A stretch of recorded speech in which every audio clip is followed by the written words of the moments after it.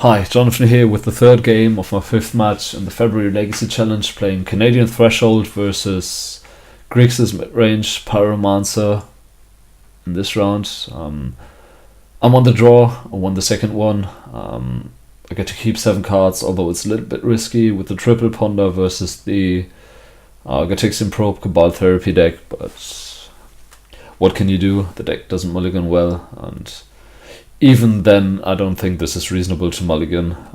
My opponent is not very likely to have Probe plus Therapy.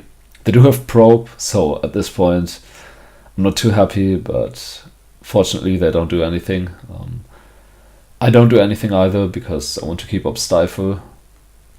My opponent is really kind to me and doesn't have another land drop. I'm pondering here, drawing the Daze, and then the fetch land. I don't want to draw another force, I don't think. Here my opponent has Young Pyromancer and another land. I let that resolve. I'd like to keep the Daze because Fogbolt deals with Pyromancer quite well. Here's another ponder, drawing a Lightning Bolt. I think Bolt is the best card to draw here in case I need to stifle something. Obviously I would like to draw the Brainstorm, but you can't have always everything. So I like having Stifle, Daze and Lightning Bolt in this kind of matchup. My opponent, another Probe, down to 14 life. Only one of those points was inflicted by me. And here we have the great old play of Daze into your open fetch land, stifle your fetch land, and I also have force backup in case my opponent tries to do something about it.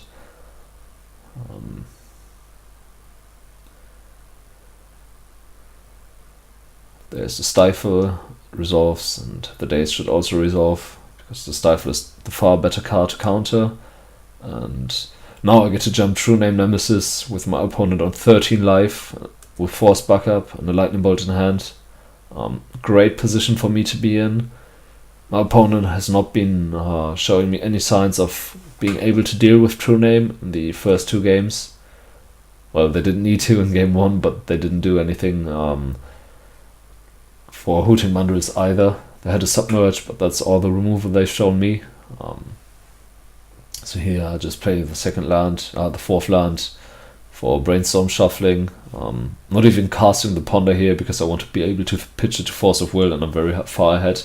My opponent has basically given up on the game and randomly starts Lightning Bolting my face.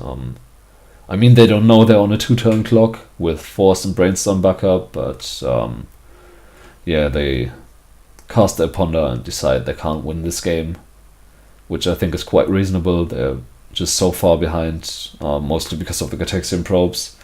If they had like Pyromancer, Deathrite Shaman or something, they could have mounted a comeback with a slightly higher life total, but unfortunately for them, unfortunately for me, that's not the case here. So in those 2 games, I think you could really see the power of having creatures that don't die to removal. True Name was so good in this game.